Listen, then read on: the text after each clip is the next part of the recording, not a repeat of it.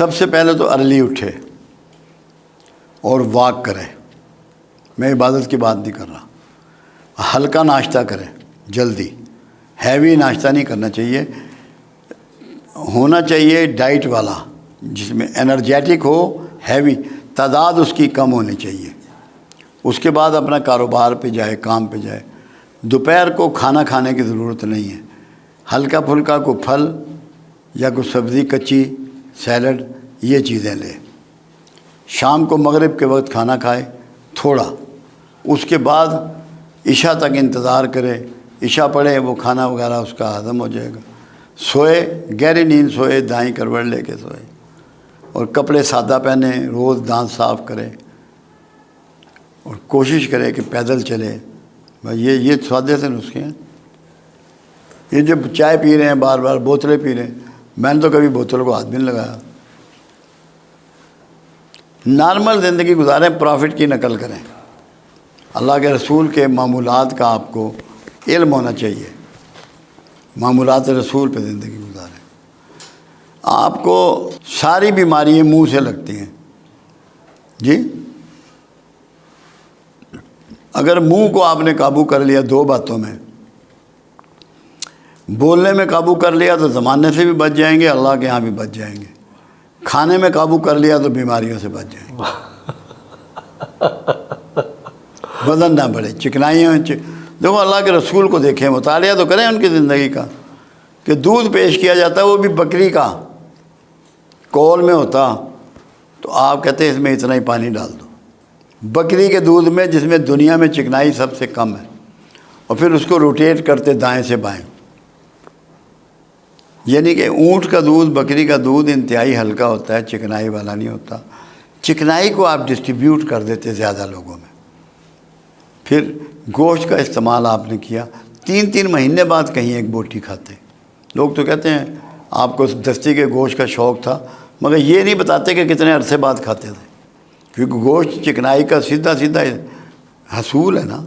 چکنائی کے آپ کچی بوٹی ہاتھ میں پکڑ لیں تو آپ کا ہاتھ چکنا ہو جاتا ہے, یہ نہیں ہوتا جی. بالکل ایسے. تو گوشت کا استعمال زندگی میں کم کریں. ویجیٹیبل پہ توجہ دیں, اناج پہ نہیں. اناج وزن بڑھاتا ہے, ویجیٹیبل انرجی بڑھاتی ہے. تو یہ تھوڑا سا کھانے پینے کے طریقے. میری کتاب پڑھیں گے آپ کو لطف آ جائے گا ضرور انشاءاللہ. یہ میرے لیے بہت قیمتی تحفہ ہے.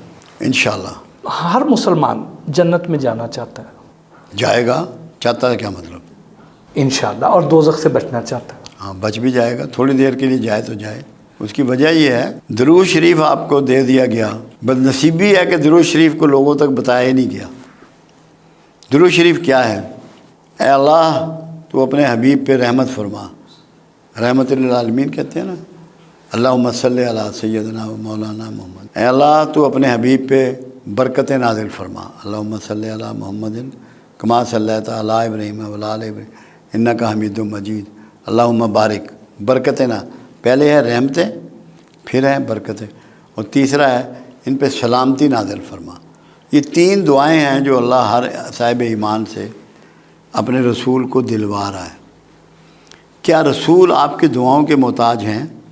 آپ کی دعاؤں کی انہیں ضرورت ہے, مگر آپ کے ماں باپ کے ناموں کے ساتھ درود شریف آقا کو پیش کیا جاتا ہے. اور ایک فرمان مبارک ایک حدیث میں یہ ہے کہ شب جمعہ میں خود سنتا ہوں. جب محسن کا چلا گیا کہ محسن نے جی 10 دفعہ آپ کو دعا دی ہے, رحمت کی, برکت کی اور سلامتی کی. اب قرآن میں ایک کلیہ ہے, جو تمہیں دعا دے اس کے بدلے میں اس کو ویسی ہی دعا دو یا اس سے بڑھ کے دو. واہ واہ واہ واہ واہ. ویسی ہی دعا دو یا اس سے بڑھ کے دو. جب رسول اللہ پر آپ کی دعا پہنچی, ان پر یہ پابندی آ گئی قرآن کے مطابق, اس کے بدلے میں وہ آپ کو اس سے بہتر دعا دے. واہ جی کمال. جس کا دعا گو رسول ہو وہ دوزخ میں جائے گا. بالکل بھی نہیں. پھر قرآن ایک بات اور کہہ رہا ہے, کیا ہو گیا ان لوگوں کو جو اپنی جانوں پہ ظلم کر بیٹھے, کیوں نہیں میرے رسول کے پاس جاتے اور اس سے کہتے کہ ہمارے لیے اللہ سے بخشش مانگ, اور وہ تمہارے لیے بخشش مانگتا اور میں بخش دیتا ہوں. تو اللہ کے رسول تو ساری رات روتے تھے, کھڑے ہوتے تھے, پیروں پہ ورم ہو جاتا تھا امت کی بخشش کے لیے اور دعاؤں کے لیے. कैसे दोज़ख में जाएगा मुसलमान? मौलवी पे चढ़ेंगे और तो कोई नहीं। बिल्कुल सही फिर अल्लाह ये कह रहा है मैं तवाबुर रहीम हूँ। दो चीज़ें अल्लाह ने इनवाइट की हैं। दुरूद शरीफ के लिए इनवाइट किया, दुरूद शरीफ को हर हाल में कबूल करता है। तौबा के लिए इनवाइट किया, तौबा हर हाल में कबूल करता है। एक दफ़ा भी जिसने तौबा कर ली, भले जनाजे की नमाज में ही कर ली, वो दोज़ख में नहीं जाएगा। वाह वाह, इंशाल्लाह इंशाल्लाह। इंशाअल्लाह की भी ज़रूरत नहीं, उसकी मर्ज़ी इसी तरह ही है।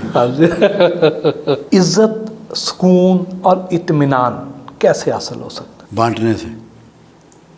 देखो एक असूल है, मैं यहाँ गेंद मारता हूँ दीवार पे, वापस किधर आएगी? मेरे पास आएगी। अल्लाह का एक सिस्टम है, जो दोगे वो लौट के वापस आ जाएगा। आप लोगों की इज़्ज़त शुरू करें, आपकी शुरू हो जाएगी। लोगों की खिदमत शुरू करें, आपकी हो जाएगी। लोगों को सुकून दें, आपको मिल जाएगा। वाह, जो बांटोगे वो मिल जाएगा। जो चाहते हो उसको बांटना शुरू कर दो, ना मिले तो मैं आपका मुजरम। वाह, जो भी चाहते हो, जो चाहते हो, रिज़्क चाहते हैं, रिज़्क बांट। रिज़्क बांटो, जो बांटोगे वो बढ़ के मिल जाएगा। क्या इज़्ज़त भी रिज़्क की एक किस्म है? रिज़्क की किस्म है। इज़्ज़त भी रिज़्क है, ऑक्सीजन भी रिज़्क है, खून भी रिज़्क है, अच्छे थॉट भी रिज़्क हैं, पेंटिंग भी रिज़्क है, शेर भी रिज़्क है, ये सब रिज़्क है। ये जो मैं गुफ्तगू कर रहा हूँ ये भी रिज़्क है।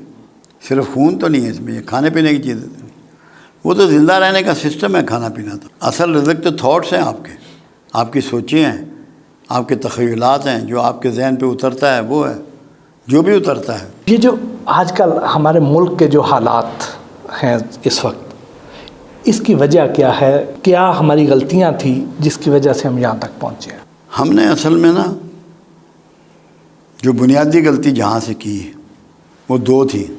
अंग्रेज़ जब जा रहा था तो जितने डीसी थे वो सब अंग्रेज़ थे। उन्होंने कुछ लोगों को जो उनके खिदमत गुजार थे, जो उनके हाशिया बरदार थे, जो उनके खुशामदी थे, उन्हें कहा कि तुम सब मुस्लिम लीग में शामिल हो जाओ, क्योंकि इसी की हुकूमत आनी है ताकि तुम्हें हुक्मरानी में हिस्सा मिले। तो रोज़े अव्वल से ही टैलेंटेड लोग हमारे हिस्से में नहीं आए, जो आज तक भुगत रहे हैं। टैलेंट नहीं आगे आया। हल क्या है इसका जी? हल इसका ये है कि पूरी कौम अल्लाह से तौबा करे, अपनी हेरा फेरी। क्योंकि आप ये चाहते हैं हुक्मरान वली अल्लाह हो जाए, मेरा रद्दा थां रहे, मैं जो हरामज़दगी कर रहा हूँ उसको मैं जारी रखूँ, क़यामत तक तब्दीली नहीं आएगी। आप अपने आप को ठीक करना शुरू कर दें, तौबा करें। देखो यूनुस अलैहिस्सलाम की कौम को अल्लाह ने अपने पैगम्बर के ज़रिए कह दिया कि मैं इन पे अज़ाब नाजिल करने लगा हूँ। वो बोरियाँ बांध के ना सारे सजदे में पड़ गए मैदान में आके। अल्लाह ने कहा हुआ अज़ाब टाल दिया, यहाँ तो कहा भी नहीं है, अल्लाह ने अनाउंस तो नहीं किया कोई अज़ाब। अल्लाह ने, हम तौबा तो करें, आप अपनी जो गलत काम करते हैं उसको छोड़ दें, उसके बाद हुक्मरान पे उंगली उठाने के काबिल होंगे, उससे पहले नहीं है। अपने आप को ठीक कर लें। पाकिस्तान तो ठीक है, आप ही पाकिस्तान है, मैं ही पाकिस्तान। मैं अपने बेईमानियाँ करता रहूँ और हुक्मरान को सुबह उठ के गालियाँ बकूँ, कहाँ का इंसाफ है? मैं अपना घर ठीक कर लूँ, दुकान ठीक कर लूँ, दफ्तर ठीक कर लूँ, जिसने 25 करोड़ के मामला ठीक करने हैं उसके तो हालात मुश्किल है मुझसे।